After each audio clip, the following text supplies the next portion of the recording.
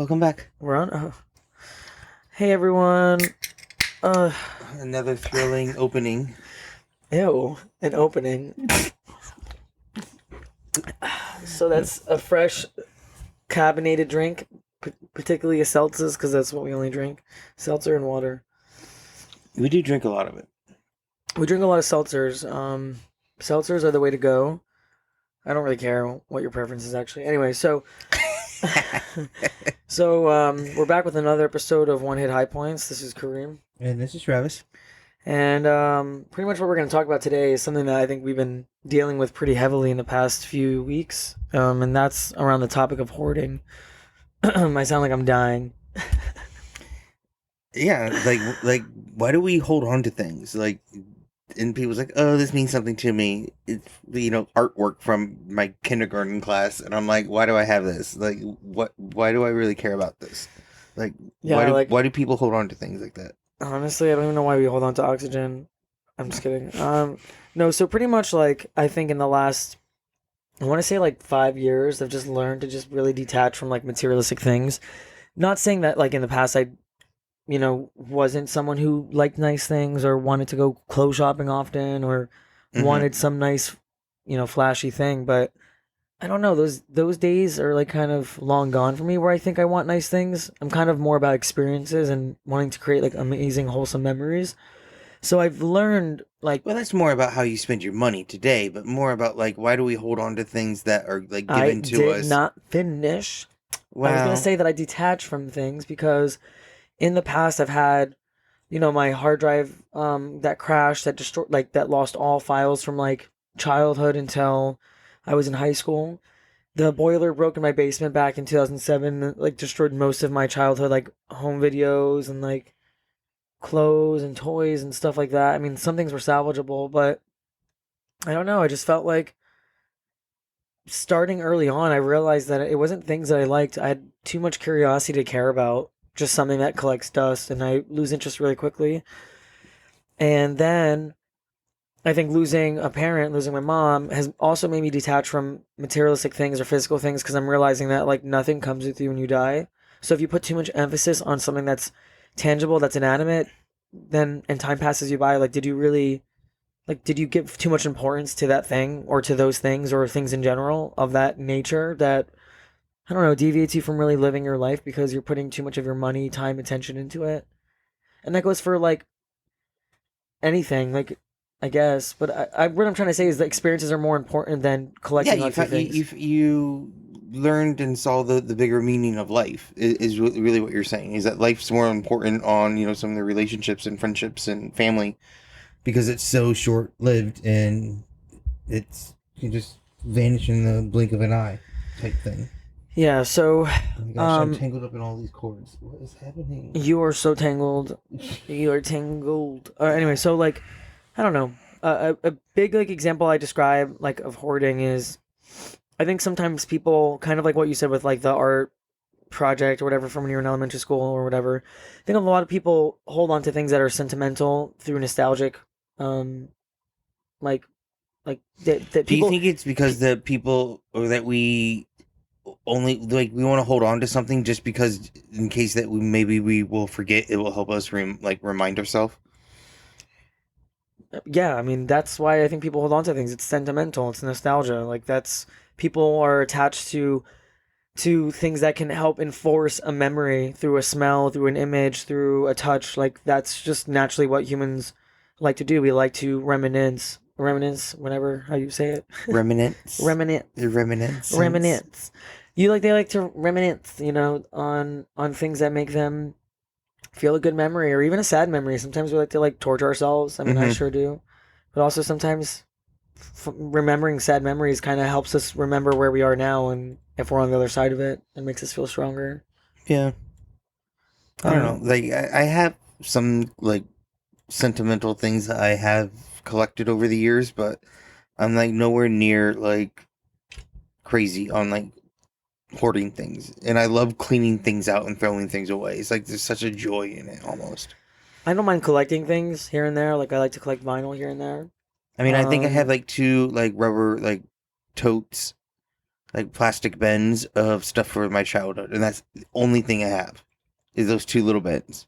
Yeah. But there's a lot of stuff in there that's very. Okay, so But let's. but the other thing that was Mhm. really nice is that um my mother did a lot of scrapbooking. So a lot of it is just preserved in a lot of pictures because a lot of pictures were taken and actually printed and then put into like a physical like scrapbook. And that's nice because it holds all sorts of memories in it.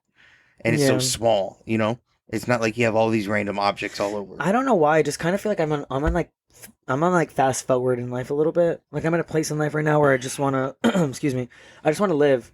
I don't really want to reminisce or like reflect or look back. Like I just feel like that's a problem that I have is that I tend to just overanalyze and like reference back to old thoughts. And I feel like I'm in a place now where I'm actively trying to like be on the go and just move forward and keep myself busy and distracted so that I don't constantly think about things. And as I like continue living, like none of those things are gonna matter. Like no memory, no picture, no whatever. Not saying that I should fully detach as if I'm like some like psychopath or whatever, but I don't know. I kind of feel like I don't really like looking back at old memories. I'm kind of just like in a place where I just want to Mm-hmm. go. I just want to live, and when my time comes, and I just want to be present and fully experience all the experiences and fun emotions that I can experience while being alive. And sometimes when we hold on to things or Yeah, you have to look at your whatever. blessings sometimes and just kind of like, be thankful and enjoy those that you do have. And, Mm. because life's so short. But why do people hoard? Okay, this is we don't want to just talk about like our boring experiences with hoarding and like what we view it as, but let's just like discuss like where it really stems from and why do people do it and why is it kind of a conversation that people I think are sensitive to have because obviously Well, hoarding is it's a trauma response. I mean I think that's the one thing I can kind of speak to is like looking at my grandparents is that they grew up in like the 20s and the 30s and the 40s where everything was so poor, like the Great Depression, those type of things, mm, where and then all of a sudden when they get to the 60s, 70s and 80s, they're doing well for themselves. So all they're doing is collecting, collecting, collecting because you never know when you're going to go be poor again. So they've hoarded onto things because you never know when you're going to need it. Like yeah, my I think that's grandfather, everyone yeah, but no, who's this is to the level of my millennial. grandfather had a coffee tin, like those metal coffee tins back in the future, not the future, but the past, where and he had it filled with all sorts of different screws. He took the screws out of everything and saved it because he says you never know when you're going to need a screw. So it's just like that's a level of hoarding down into like nuts and bolts. So you're saying that there's a hoarding that has been established not necessarily through trauma. Well, I mean, It's a trauma. It's it trauma is a trauma because because it's a Great Depression. So people were having to worry about they had having the nothing. ability to have resources at their disposal as opposed to like having to ration out their money to buy something they don't actually need because if they had hoarded Because it or money saved wasn't it. easy for him, Right. And I think that anyone who's first generation can kind of relate to this, at least, from my experience and from many people I've spoken to who are first generation or even just immigrants. When you come to another country, you obviously have to kind of, establish a move with not everything that you came with or that you lived with. You're going to come and, move with less things. So you kind of already feel like what you have is what you need to protect. And then since you have very little, whatever you do manage to acquire, you're very protective of it and you want to keep it. Mars, what are you doing? We have a cat named Mars. I mean, I don't know if it's obvious by now, but Mhm. obviously he probably found a piece of catnip treats He's a somewhere little because he's wild just right going, now. yeah, he's going crazy. Speaking of that, I'm gonna have my own catnip. It's been a minute. If you're wondering why my throat is sore, is because every now and then allergies get the best of me as well as my The emotions. allergies have been awful. It's like my eyes have been swelling. It's not good. Dude, honestly, back in the day, allergies used to affect me only in the eyes and never really anywhere else. I used to have like ping pong sized eyeballs from being swollen back in like elementary school through high school. And I feel like I've permanently scarred my eyelids with like popped nerve vessels from rubbing my eye so much. So I have like, this permanent, like bloody, faded, like darkened skin over my eyelids. And it always makes me look depressed. But Uh-huh. yeah, it's all good. It's all good. Allergies, they suck. But honestly, I will take allergies affecting me in the nose any day of the week over, and my throat over my eyes. Yeah, no hoarding of pollen. No hoarding of pollen here. Anyways, so one little side thing that we got from this, we got this little like weed stash box that has like a little safe like combination on it. It's kind of funny, but that's how you open it. Um, yeah, it's called the Hash Dash. It's really really cool. Um, I don't know if you can really see it well from camera. And for those who are obviously just listening and not watching, it's called Hash Dash. No, we're not being advertised or paid. This is not paid advertising for them. This is just like a really cool. I just want to enjoy It's a little sharing this. box. Yeah, Like it's a little it helps you stay organized. All your little jars in there, your little grinder, a little place to, a tray. You can have like little brushes to kind of you know, specifically salvage whatever you grind. yeah, and then you can brush your little sprinkles off into the little canisters. It's wonderful. Yeah. So anyway, back to hoarding. And it's just another story. Like it's like the other thing, like with my grandparents, is that my step grandmother, like she loved QVC. That online thing where you just call in and buy the things. I know. Okay, very so well. when she passed away, unfortunately, like my mom had to go through the house, and she literally had boxes upon boxes, and like you could not move through the house without like these little aisles of that. And it's just she had like 100, 200 and some hats unopened in boxes. It's just crazy. So it's like that's a different level of hoarding, I think, of where people just wants to buy versus hold on to things. Yeah, so I think too from like just my own experiences and just also, watching a lot of TRL and seeing people who, had serious hoarding problems, and typically what you see is it's evolved around or revolved around rather people who've dealt with loss, like the loss of someone close to them, or not necessarily in death, maybe like a separation from a relationship, friendship, whatever it may be, like some type of loss. People feel like they hold on to inanimate objects as a way to feel like they have control over the things that they've lost. And when they hoard, and it being that trauma response of hoarding, sometimes we tend to see people who put so much value into these things that the idea of them being taken from them can literally cripple them. They can cause severe anxiety, panic attacks, because it's like, how do they let go? They've attached too much to a sad memory, and that belonging, that item, is such a temporary happiness, like the little flicker of it, because it's instant gratification just to have something new. That yeah, you create this empire of junk. And Well, some people I think are also just afraid of what's next, and they don't want to necessarily let go, and that's their way of hanging on somewhat. yeah, and I've had moments where I've hoarded onto maybe like a wristband of a certain like venue or a concert and stuff like that. But I would probably after a few years be like, oh, this was a good experience, but like, what does this mean now?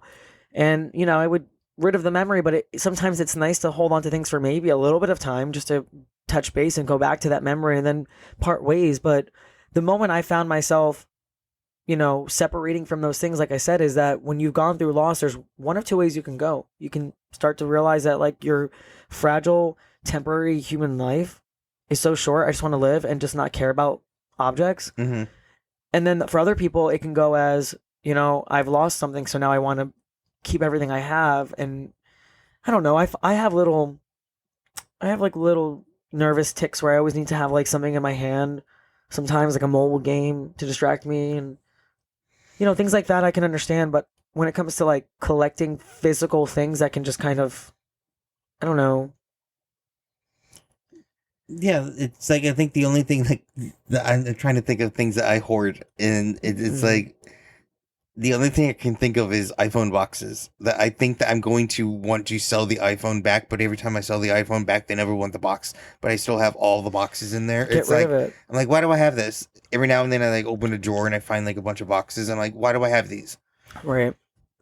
One thing that I remember also kind of hoarding too is I always like to like hoard like necklaces, like cool necklaces or like keychains and things like that. Whenever I'd be out, I always want Well, something. necklaces is one thing because you're able to wear them. Not like necklaces jewelry wise though. Like they weren't really like jewelry. It wasn't like metallic. It was a lot of like necklaces and like cool, like carved. Yeah, I don't know, you just still weird. could wear them. Like technically, like they're somewhat fashionable in some No, sense. You could. no. Not really. You could be the No, cool necklace guy. no, none of them were like fashionable. They were very like It's kind of like the kiddie. cool sock guy.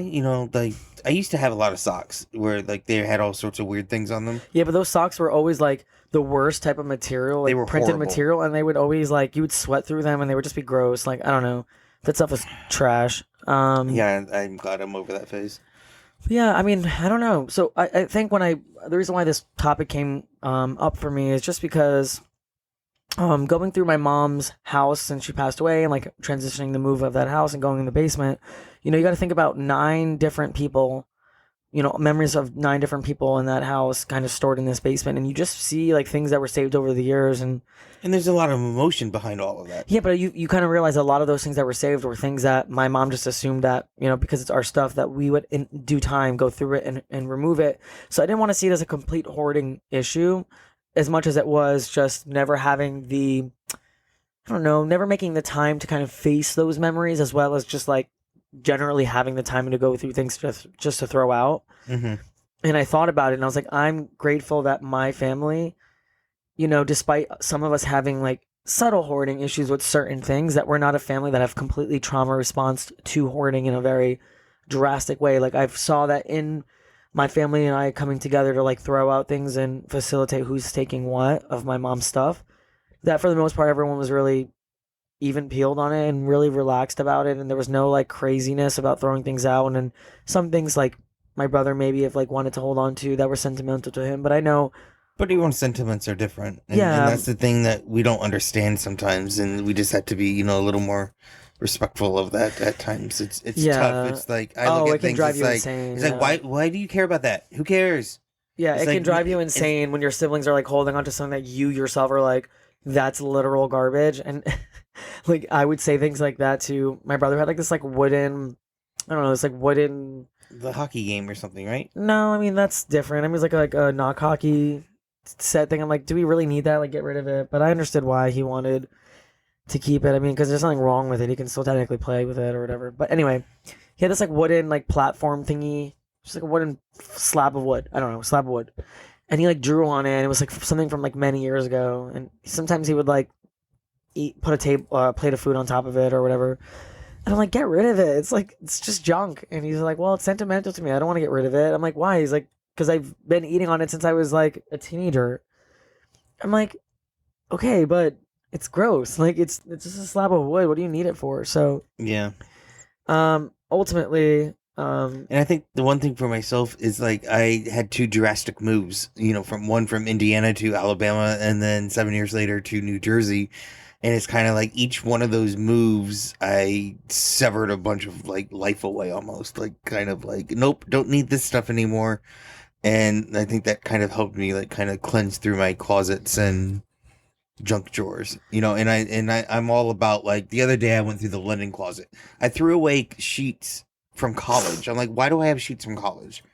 It's not like I'm going to donate them either. That's nasty, so I like throwing things away, I think. I actually love throwing things away. There's something very Liberating liberating. about it. Yeah, it just feels freeing just to like remove yourself from not only like physical things, but even just like removing like old thoughts and like memories Kind of by like burning processing things. them. Burning Yeah, things are fun too. just like there's such a freedom into just looking at life as such a. I mean, and it sounds so cliche and corny, but like when you really truly value how like overcoming fears in this short lifetime actually just really empowers you to like have this superpower of challenging yourself to be uncomfortable and to like face your fears. A lot of that I think derives also from having a separation or an detachment from physical things. Not necessarily in people 100%. Like you should also learn to detach certain negative emotions from people, but there's something like super like snowbally effect kind of when you like get rid of a lot of things around you and you simplify your surroundings and keep like a clear head. And I don't know, when you go into a house that's kind of like less cluttered and it's like Hmm. open space and just like very tasteful amount of things around, it- houses like that or homes like that are very cozy to me because they always remind me of like being able to just feel like things are organized and neat, and you're not necessarily prepared for catastrophes. And granted, like obviously that's probably the smarter thing to do to some degree, but I don't live that way. I live that like life is so short. I don't know what's gonna happen. I don't want to build an empire of things, and then when I die, it's like, okay, that was all for nothing. And granted, yes, if I have a will, it can go to family and whatever, but I'm dead. So like, I don't know. Moral of the story here is that I think we got to be sensitive to people that do hoard, while also like trying to figure out if we're hoarders, and if we are hoarders, like, There's a healthy balance between it, or and or if you find yourself I don't hoarding know. things and you're like on that route, like maybe try to ask yourself, like, am I trauma responding to these things? Do these things matter to me? Am I putting too much emphasis and money and attention and time into things as opposed to really living and making memories? Why are we so deeply invested into consumerism to the point where we're willing to, like, do unethical things for those things and things? Yeah, we're very much a throwaway society, and it's kind of like gross in us in some aspect of like we buy things just to throw things away, you know? Yeah. I I just want to like also say too, like, for people that have gone through loss that can relate, like, I'm curious to know if people who have lost someone feel the same way I do in terms of being able to detach from things, because I don't really know. I feel like I know there are people probably out there that Well, I mean, for myself, I haven't had any significant loss like within my life, you know, besides, you know, like some aunts and uncles and some grandparents, but it's like no one like, yeah, but you know, you haven't really immediate. hoarded based off of But that's what I'm saying anything. is I have no like emotional attachments to anything because of that.